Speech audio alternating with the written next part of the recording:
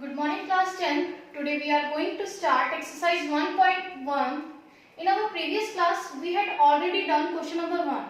So let's start with question number 2. Question number 2 is show that any positive odd integer is of the form 6q plus 1 or 6q plus 3 or 6q plus 5 where q is some integer. आपको proof करना है कोई भी एक positive odd integer है जो आपका इस फॉर्म में आएगा 6q plus 1, 6q plus 3, 6q plus 5 और q क्या होगा आपका कोई भी इंटीजर हो सकता है.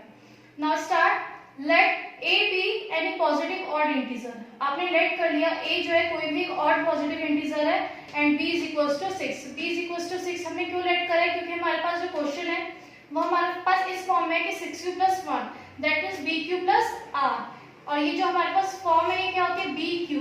क्यू क्या है हमारे पास इंटीजर सो हमारे पास 6 क्या हो जाएगा b. So b is equals to 6. Then by use of Euclid division lemma a is equals to 6q plus r जो हमारे पास इक्वेशन आ जाएगी वो हो जाएगी a is equals to 6q plus r where r is equals to 0 1 2 3 4 5. r की value क्या हो जाएगी हमारे पास 0 to 5. अब 0 to 5 क्यों लेंगे हम उसे क्योंकि हमारे पास जो r की वैल्यू होती है वो greater than and equal to 0 and less than to b. That means जो भी आपके पास b की वैल्यू होगी वो उससे लेस देन होनी चाहिए. आपके पास b की वैल्यू 6 है तो हम जो आप b की वैल्यू लेंगे सॉरी r की वैल्यू लेंगे वो हमारे पास 6 से लेस देन होनी चाहिए. Now start when we will put the value of r is equals to 0. जब हम r की वैल्यू 0 पुट करेंगे तो हमारे पास a is equals to 6q plus 0 हो जाएगा that is a is equals to 6q. अब 6q जब भी किसी के मल्टीपल में होगा लाइक दैट हम 6 का टेबल लिखते हैं 6 1 जा 6 6 2 जा 12 3 जा 18 अप टू 60. अब जो भी वैल्यू हमारे 6 की मल्टीपल में है वो एक हमारे पास इवन नंबर है जैसे कि 6 हो गया 12 हो गया 18 आ गया और आर द इवन नंबर. तो अब हमने a is equals to 6q लिया तो 6q क्या हो जाएगा हमारे पास एक even number. Now when we put the value of r is equals to 1 जब हम r की वैल्यू 1 पुट करेंगे तो हमारे पास इक्वेशन आएगी a is equals to 6q plus 1. अब इवन के साथ में आपने ऑड ऐड करा है तो वैल्यू भी क्या होगी हमारे पास odd. Similarly r is equals to 2 तो a की वैल्यू जाएगी 6q प्लस 2. अब इवन के साथ में आपने इवन ऐड करा है तो answer will be even. Now r is equals to 3 a is equals to 6q plus 3 so answer will be odd because आपने इवन के साथ में एक ऑड वैल्यू ऐड करी है तो आंसर भी क्या होगा हमारे पास ऑड हो जाएगा. Now r is equals to 4, 6q plus 4, it will be even. r is equals to 5, a is equals to 6q plus 5, so answer will be odd. अब आप यहाँ पे चेक कर सकते हैं जब आपने r की वैल्यू 1 पुट करी है, r की वैल्यू 3 पुट करी है, r की वैल्यू 5 पुट करी है तो हमारे पास जो इक्वेशन आई है वो ऑड यहाँ पर आई है 6q plus 1, 6q plus 3, 6q plus 5. So therefore any positive odd integer is of the form of 6q plus 1, 6q plus 3 और 6q plus 5. जब आपने सॉल्व करके देखा तो हमारे पास ये जो ऑड इंटीजर आया वो किस फॉर्म में आया हमारे पास 6q plus 1, 6q plus 3 और 6q plus 5. Now question number 3 is an army contingent of 616 members is to march behind an army band of 32 members in a parade. एक परेड में 32 members का एक बैंड है जिसमें इन 616 मेंबर्स को उनके पीछे मार्च करना है. The two groups are to march in the same numbers of column. दोनों ग्रुप्स को समान कॉलम में मार्च करना है. What is the maximum number of column in which they can march? हमें maximum number of column find करने हैं जिसमें कि 616 जो मेंबर्स है वो मार्च कर सकें. सो A होता है यानी कि dividend is greater then divisor. So with total members of contingent is 616 and 616 is greater than 32. So A is equals to 616 and B is equals to 32. So by applying Euclid division lemma to 616 and 32 we get 616 is equals to 32 into 19 plus 8. अब ये हमारे पास कहाँ से आया जब हम इसे divide करेंगे बाय यूक्लिड डिवीजन. पहले हम इसे बाय डिवीजन मेथड सॉल्व करते हैं. जब आप 16 को 32 से डिवाइड करेंगे तो आपके पास जो क्वोशिएंट है वो 19 आएगा और रिमाइंडर आएगा 8. और जो अब ये 8 है ये अब इस 32 के लिए क्या हो जाएगा डिवाइजर एंड 32 क्या हो जाएगा हमारे लिए डिविडेंड. तो जब आप इसे डिवाइड करेंगे तो 8 4 जा 32 रिमाइंडर हमारे पास आ गया 0. तो जो ये 8 है ये हमारे पास क्या हो जाएगा SCM. that is highest common factor is equals to 8. Therefore maximum number of column is 8. Now question number 4 is use Euclid division lemma to show that the square of any positive integer is either of the form 3m or 3m plus 1 for some integer m. आपको Euclid division lemma का use करके show करना है किसी भी एक positive integer का जब स्क्वायर करेंगे तो वो आपका 3m और 3m plus 1 की फॉर्म में आए, जहाँ पे आपका जो ये m है वो एक इंटीजर होगा. So let a be any positive integer. हमने लेट कर लिया a क्या है, एक पॉजिटिव इंटीजर है and b is equals to 3. So by Euclid division lemma equation is a is equals to 3q plus r. अब जब हम r की वैल्यू लेंगे वो हमारे पास इस b से क्या होनी चाहिए, less than, because r is greater than and equal to 0 and less than to b. So r is 0, 1, 2. Now put the value of r is 0. So equation is a is equals to 3q plus 1. That is a is equals to 3q. Now squaring on both sides, the equation is a square is equals to 3q square. जब आप इसका square करेंगे तो हमारे पास equation आएगी 9q square. अब हम यहाँ से 3 कॉमन ले लेते तो हमारे पास इक्वेशन जाएगी 3 ब्रैकेट 3q स्क्वायर. अब हमने लेट कर लिया ये जो 3q स्क्वायर है ये हमारे पास k1 है, तो हमारे पास जो इक्वेशन आ जाएगी वो हो जाएगी final equation a square is equals to 3k1 where k1 is some integer. Now put the value of r is 1. जब आप r की वैल्यू 1 पुट करेंगे तो हमारे पास इक्वेशन हो जाएगी a is equals to 3q plus 1. अब हमारे पास इक्वेशन आ जाएगी 3q plus 1. अब आपको इसका स्क्वायर करना है, तो जब इसका स्क्वायर करेंगे तो इक्वेशन होगी a square is equals to 3q plus 1 whole square. अब आप ये किसका स्क्वायर देख रहे हैं, a प्लस बी का होल स्क्वायर.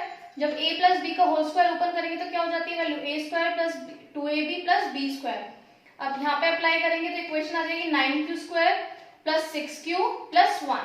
अब आप यहाँ से चेक कर सकते हैं कि इन दोनों में 3 हमारे पास कॉमन आता है. जब हम यहाँ से 3 कॉमन लेंगे तो हमारे पास अंदर क्या बचेगा, 3q square plus 2q and plus 1 as it is. अब हमने यहाँ पे लेट कर लिया कि जो ये 3q स्क्वायर प्लस 2q है वो हमने k2 लेट कर लिया, तो इक्वेशन क्या हो जाएगी, a square is equals to 3k2 plus 1. Now put the value of r is equals to 2. So equation आपके पास आ जाएगी a is equals to 3q plus 2. अब आपको इसका स्क्वायर करना है तो हमारे पास इक्वेशन हो जाएगी a square is equals to 3q plus 2 का होल स्क्वायर. अगेन हमारे पास यहाँ पे a प्लस बी का फॉर्मूला अप्लाई हो रहा है, हमारे पास इक्वेशन आएगी a square is equals to 9q square plus 12q plus 4. अब जो हमारे पास ये 4 है इसे हम दो टर्म्स में डिस्ट्रीब्यूट करेंगे 3 प्लस 1, जिससे कि हम यहाँ पे 3 कॉमन ले सके.